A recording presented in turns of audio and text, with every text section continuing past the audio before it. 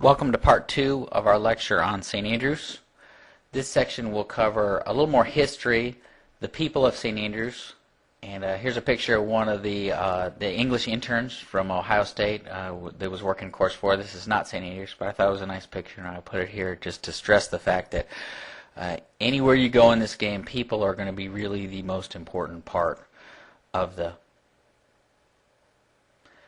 first person we're going to talk about in this lecture on the people of St. Andrews is Allan Robertson. Allan Robertson was born in 1815, lived only to be a young age, died in 1859 of some interesting circumstances. And Allan Robertson is pretty much the first golf pro. He was born in St. Andrews, so the first golf pro. So particularly for my students at Campbell that I teach, they really need to know this guy. He started it all. The job they're training for, shirt folding and teaching golf lessons, was first originated by Allan Robertson. It was quite different in his day.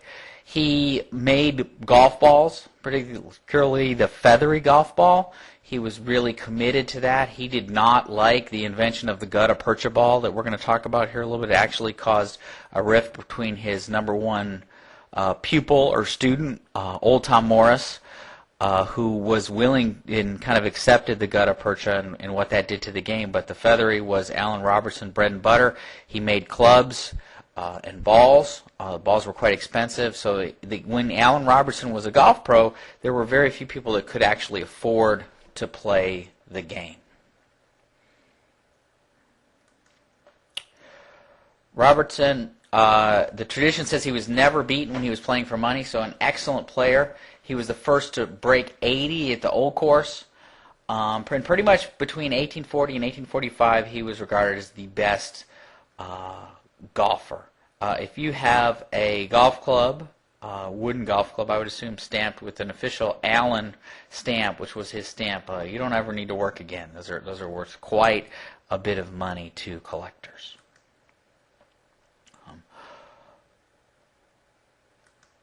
There's Allan Robertson.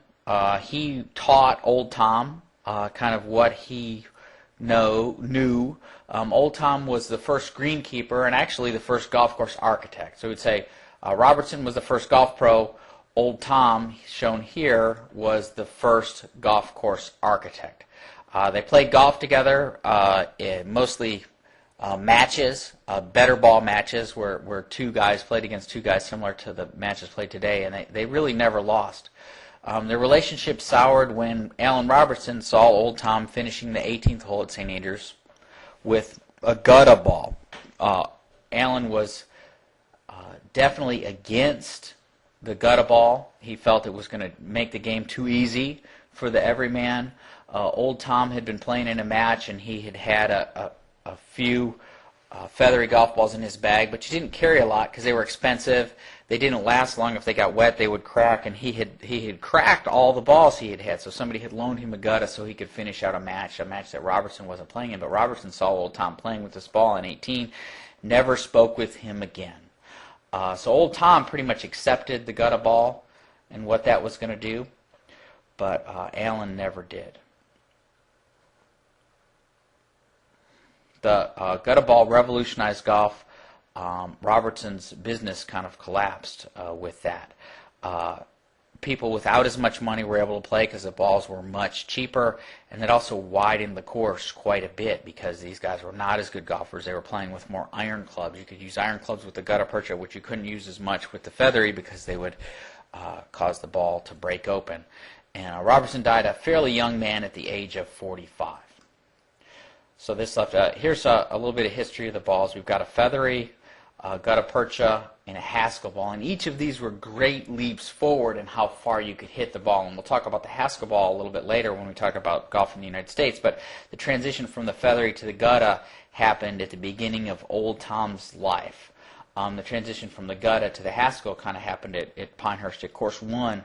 We found actually in the pond, when they dredged it out at Course 1, there were gutta perchas in there, and I've got one of those that you can see if you come visit me at office hours. The feathery was constructed by taking a hat full of feathers, wetting them, which would shrink them, taking another hot water and putting leather in that. And if anybody's ever walked outside on a golf course in the wet with leather shoes on, they know that they stretch and they get loose. So the leather gets loose and the feathers get tight, and then when you tie it all together, once it dries, you get a really hard ball. And the harder the ball, the more feathers you could get into those little pieces of leather, the further it could be hit. So the crafter of the ball was very important in the skill of the golfer, and Allan was legendarily one of the best feathery sewers, so he commanded a high price for that, and that was his business. What happened is they discovered that you could take a gum from the gutta percha tree and mold it into a golf ball. And originally these molded were just smooth golf balls like the feathers, but they found that the more you played with these gutta balls, the further they flew, the more you hit them with the golf club, and they put dimples on it. So eventually they put flat dimples, and then they found that raised dimples worked better. So by molding the balls in these molds, and actually the balls could be reheated and remolded. So this was a great cost savings in ball construction, and also the balls flew quite a bit further. So you can imagine scoring 80 at the old course with a feathery golf ball. And I've got a feathery that you can also hold if you come to my office. So here's a look at the balls, a feathery, and this is kind of a little bit larger than the actual feather. I've got another one that's more, it's not an actual old feathery, but it is a better replica. And this is an actual gutta ball that was found at Pinehurst, and then some Haskell balls and more modern balls. So as you write your discussion board argument, you do want to think about the changing balls and how has a three-piece Pro V1 changed the way golfers play St. Andrews.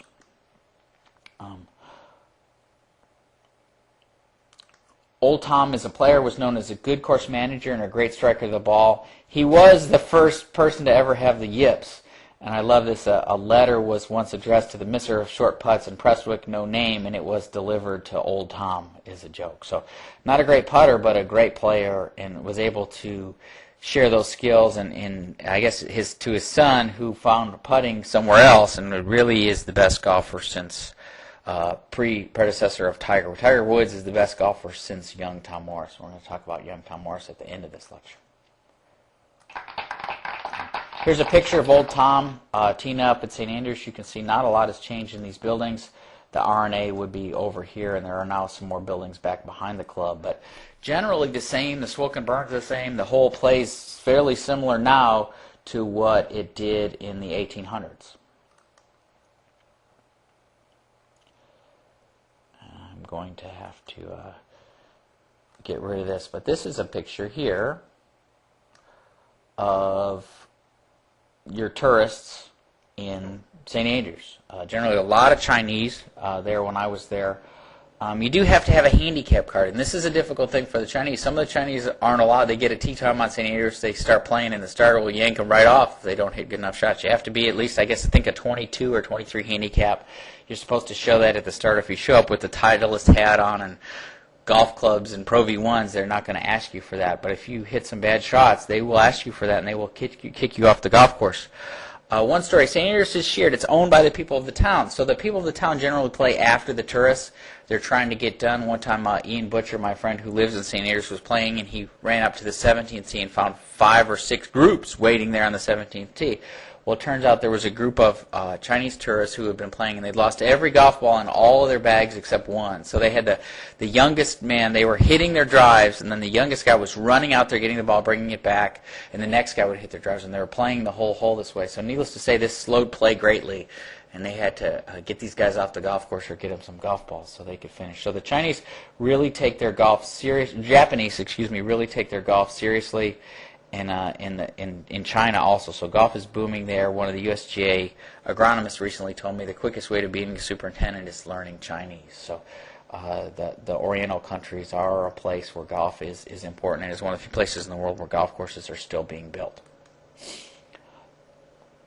Old Tom was first and foremost a greenkeeper. He closed the golf course when he felt that it was not ready to play. He was the first ever to use metal cups. He invented top dressing. So he's the first to scatter sand, and they still top dress by hand the way that Old Tom did at the old course. And he was the first golf course architect. He designed Royal Dornoch, Muirfield, He was the first to design a double routing loop. All the golf courses before he designed were out and back.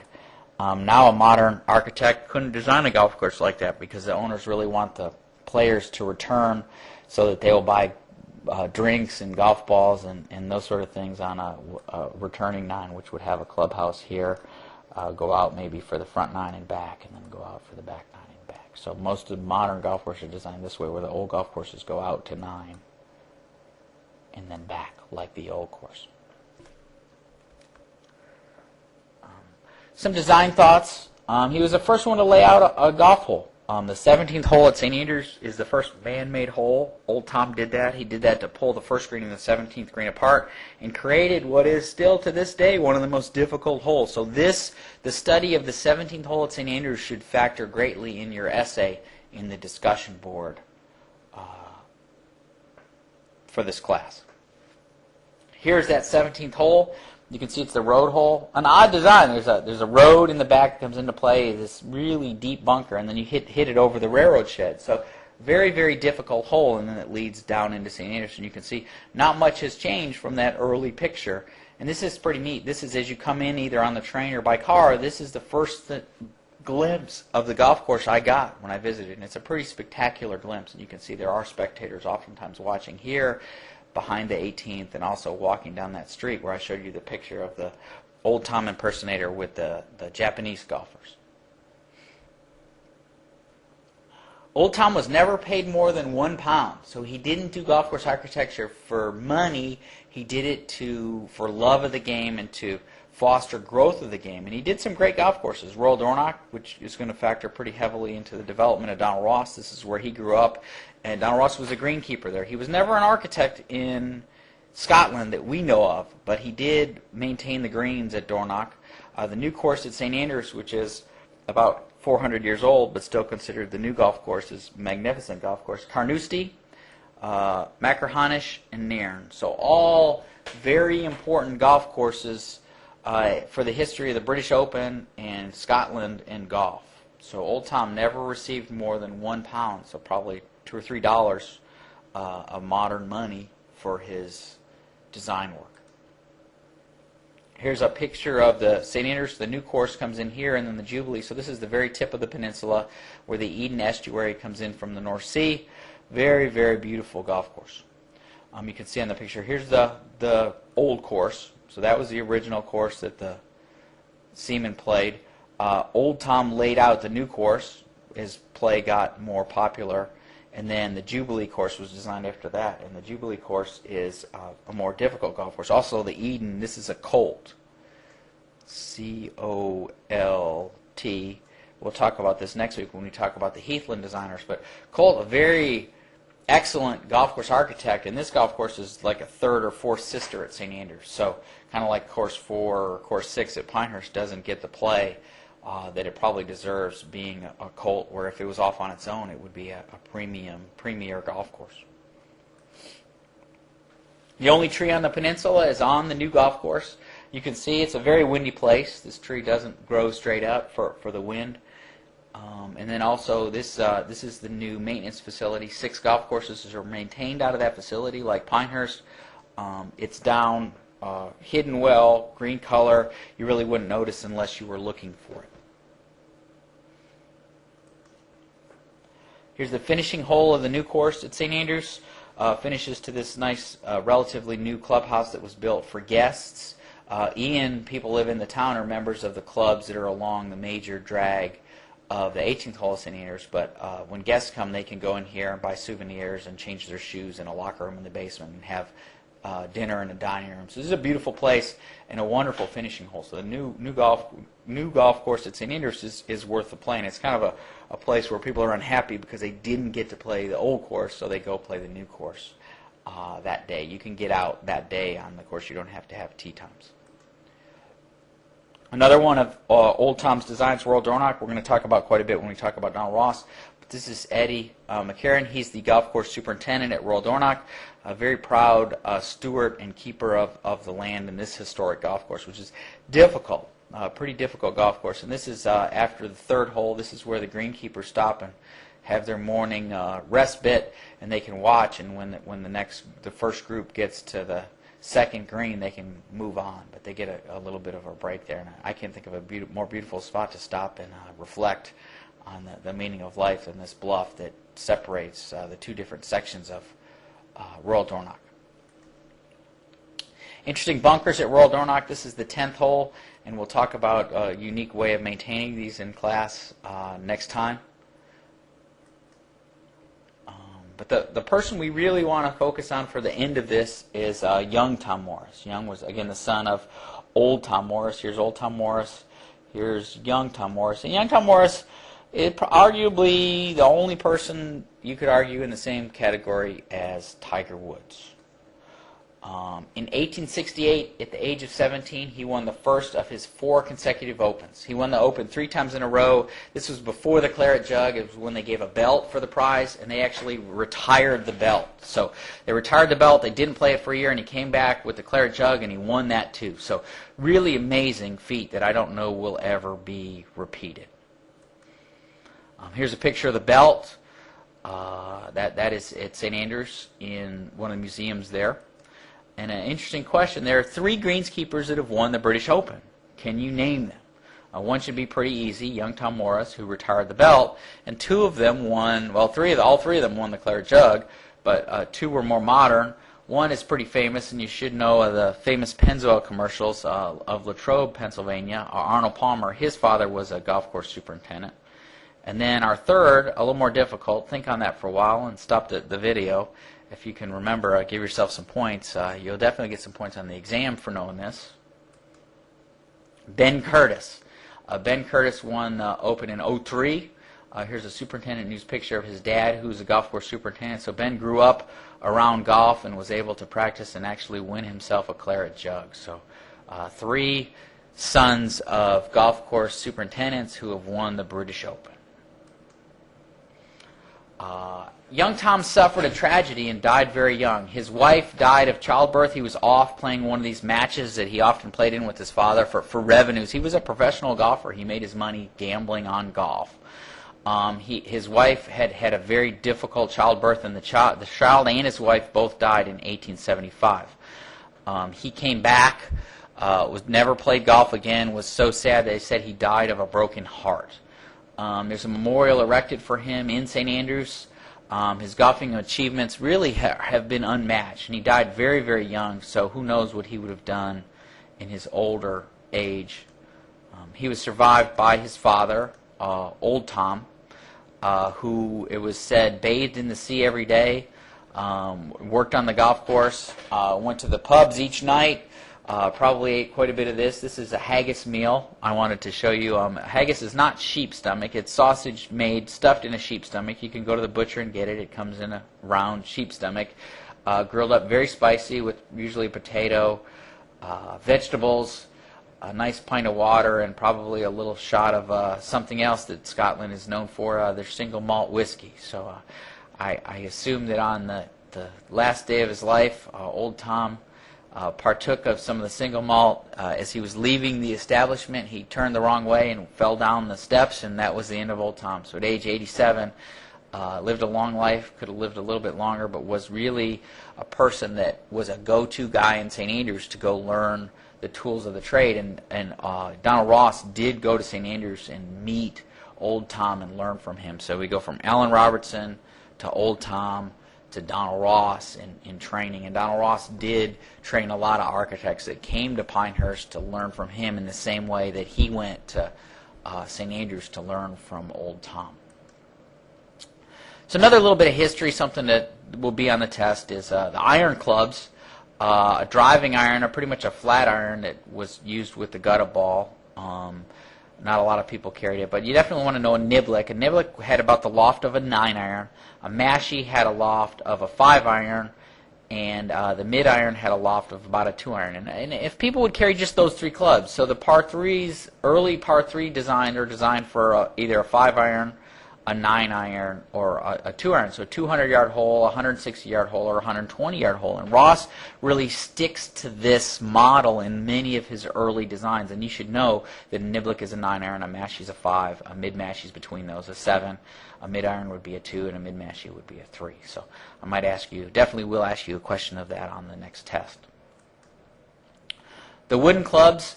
Driver, most players did not carry a driver. They carried a wooden club with a little more loft. We call it a brassie, a 2-wood. A spoon would be a 3-wood, a cleek a 4-wood, and a baffy a 5-wood. So it would carry a number of wooden clubs because of the feathery ball that was best hit with a wooden club. That's the last lecture on St. Andrews. Make sure you go to the discussion board and do your assignment. Think about that a little bit. If you have any questions on this lecture or anything in the class, please, if you think it merits the entire class's interest, put it in the coffee chatter. I'll be checking that hopefully daily. Or email me. I definitely check my emails daily. Or even give me a phone call and I'll call you back and we can schedule a time for you to come in the office. Also, at this time, after you've watched this, you should have a good understanding of contour lines. If you're having trouble with that assignment, please get with me. You need to know that for the final. Contour lines become very important, so you need to be able to do that, and we need to set up a way for you to be able to learn and work with contour lines. So that's it. Look forward to seeing you in a couple weeks for our test.